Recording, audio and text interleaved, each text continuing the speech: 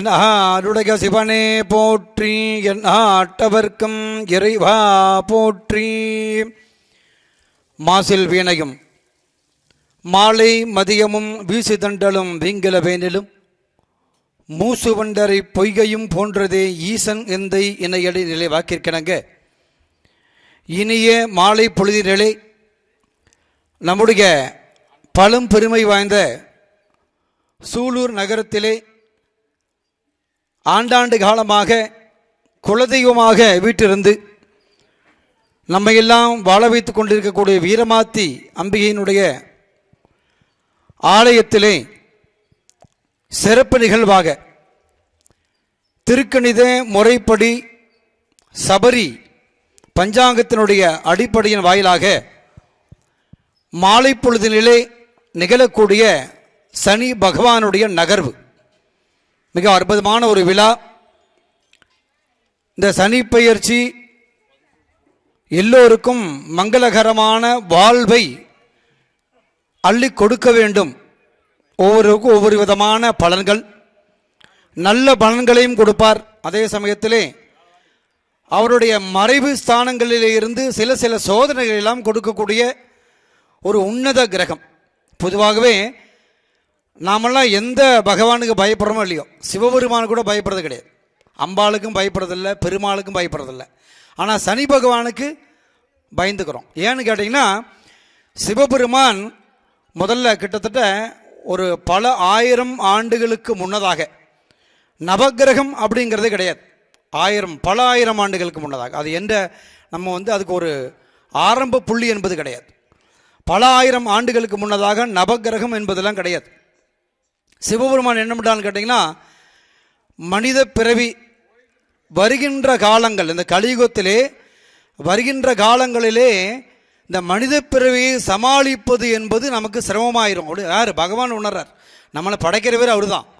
ஆனால் இந்த மனித பிறவியை எப்படி நாம் சமாளிக்கணும், அந்த பாவ புண்ணியங்கள் ஏற்ப அவர்களுக்கு எப்படி உணர்த்துவது வாழ்க்கை என்பது, அதை தெரிந்து கொண்டுதான் ஒவ்வொரு கிரகமாக படைக்கின்ற பொழுது நீதிமான் ஆயுள் காரகன், ஒரு மனிதனுக்கு ஆயுளை நிர்ணயிக்கக்கூடிய அந்த அதிகாரத்தை கொடுப்பது சனி பகவானை தான் கொடுக்குறான்.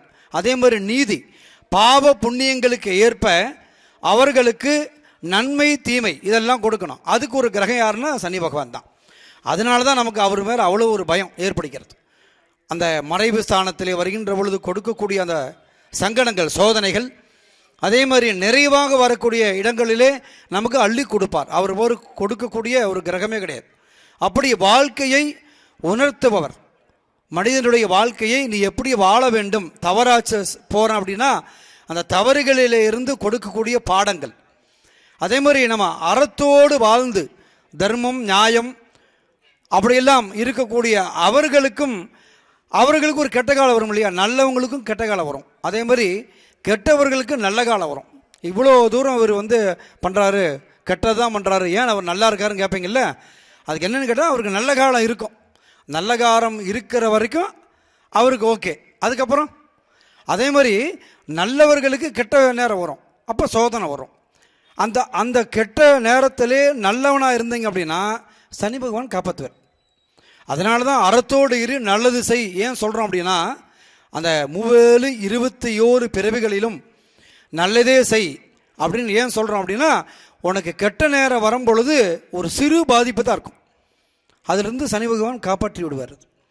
அதனால தான் சொல்கிறது, இந்த எல்லாத்துக்கும் அவர் நல்லவர்களுக்கும் வரும், கெட்டவர்களுக்கு வரும், நல்ல காலம் வரும், கெட்ட காலம் வரும். இதை அந்த பாவ புண்ணியத்தின் அடிப்படையிலே சனி பகவான் அந்த 2.5 வருட காலங்களுக்கு உங்களுக்கு வாழ்க்கையிலே பாடம் எடுப்பார். அதனால தான் சனி பகவானை கண்டு ஏன் பயப்படுறோம் அப்படின்னா, அந்த நீதிமான் ஆயுளுக்கு சொந்தக்காரர். எதுக்கு பயப்படுவோம்?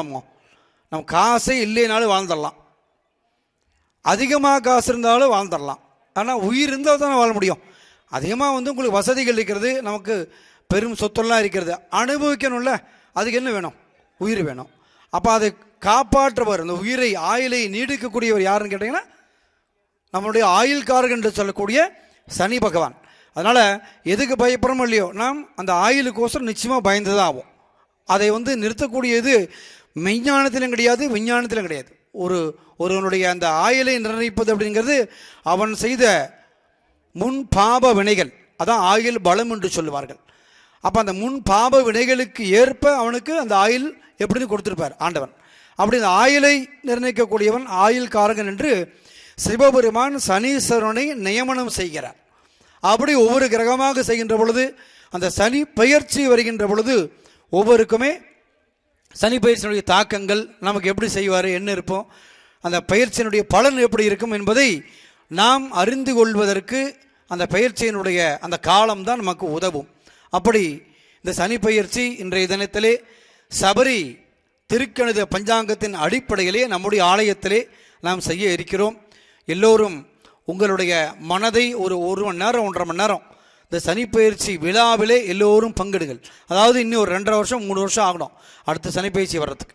அப்போ அந்த பெரிய ஒரு நிகழ்வு கிரகங்களிலே பார்த்தீங்கன்னா அதிக நாட்கள் ரொம்ப அதான் மந்தன்னு சொல்லுவாங்க சனி பகவானை. ஒரு கால் கொஞ்சம் இதாக இருக்கும் அவருக்கு. அதனால தான் ஒரு ராசியிலேருந்து இன்னொரு ராசி போகிறதுக்கு அவ்வளோ நாட்கள் எடுத்துக்கொள்கிறார். 2.5 வருடங்கள் 3 வருடங்களையும் எடுக்கிறார். அப்படின்னா சனி பகவான் நகர்வு என்பது அவ்வளோ மெதுவாக நகர்றதுனால அதுவே நமக்கு அவ்வளோ சோதனை. பாருங்கள், சனி பகவான் மெதுவாக தான் நகர்றார் ஒரு ராசியிலேருந்து இன்னொரு ராசிக்கு. அப்படி மெதுவாக நகர்ந்து போனாலே நமக்கு அவ்வளோ சோதனைகள் வருது சனி பகவானால். அவர் ஸ்பீடாக போனால் எப்படின்னு பார்த்துங்க, ஒரு 2.5 நாளைக்கு ஒரு தரம் தான் சந்திர பகவான் நகருவார். அந்த நினச்சி பாருங்கள், 2.5 நாளைக்கு ஒரு தரம் சனி நகர்ந்தாருன்னா நமக்கு எப்படி இருக்கும் நமக்கு. அப்படி மெதுவாக நகர்றதே நமக்கு அவருடைய பெரிய சோதனையை கொடுப்பாரு. ஆனால் இறுதியாக அவர் எந்தெந்த ராசியிலே எந்தெந்த அடிப்படையிலே அமர்கிறார், அதே மாதிரி பார்வை எப்படி இருக்கிறாருன்னு பார்த்தீங்கன்னா அதுக்கெல்லாம் போகும்பொழுது நல்லது செஞ்சு தான் போவார். அந்த மாதிரி ஒரு அற்புதமான ஒரு கிரகம், மங்களகரமான ஒரு கிரகம் நம்முடைய இந்த சனி பகவான். அவருடைய ஒரு பயிற்சியினுடைய காரணமாக இன்றைய தினத்திலே நம்முடைய வீரமாத்தி அம்மன் வளாகத்திலே மிகச்சிறப்பாக நிகழப்பெறுகிறது. நம்முடைய சூலூரில் பார்த்திங்கன்னா எல்லா துறையிலையும் சிறந்த ஒரு திரைப்படத்தில் எடுத்திங்கன்னா நம்ம மணிவண்ணன் அண்ணா அவர்கள், அதே மாதிரி இப்போ வரக்கூடிய இளம் இயக்குனர் சுரேஷ் அவர்கள், இந்த மாதிரி நிறைய துறையில் பார்த்திங்கன்னா சூலூர்லேருந்து நிறைய போயிருப்பாங்க. இப்போ நம்ம இதில் பார்த்திங்கன்னா அரசு துறையில் பார்த்தீங்கன்னா கருப்பண்ணன் ஐயா அவர்கள் IAS அவர்கள், இவர் எல்லாத்துலேயும் எடுக்கலாம். நீங்கள் ஒரு திரைத்துறை ஒரு அரசு துறை பார்த்திங்கன்னா சூழலிருந்து நிறைய போவாங்க. அப்படி இளம் ஜோதிடர்கள் நம்ம ருத்ரேஷ் அவர்கள் வளர்ந்து வந்து கொண்டிருக்கிறார். இந்த மாதிரி அவர் சொல் பலிதம் என்பது தான் ஜோதிடத்தில் ரொம்ப முக்கியம். சொல் பலிதம் நல்லா இருக்கணும், பெரியவாளுடைய அனுகிரகம். இவங்க அப்பா இருக்காங்க, இவங்க தாத்தா இருக்காங்க, அவர்களுடைய அனுகிரகம் இருந்தால் தான் ஒரு ஜோசிகாரர் அப்படின்னு கேட்டிங்கன்னா படித்து வருவது மட்டுமே அல்ல, அனுபவம் வேண்டும். அவருடைய ஜாதகத்தில் முதல்ல அது அனுகிரகம் இருக்கணும்.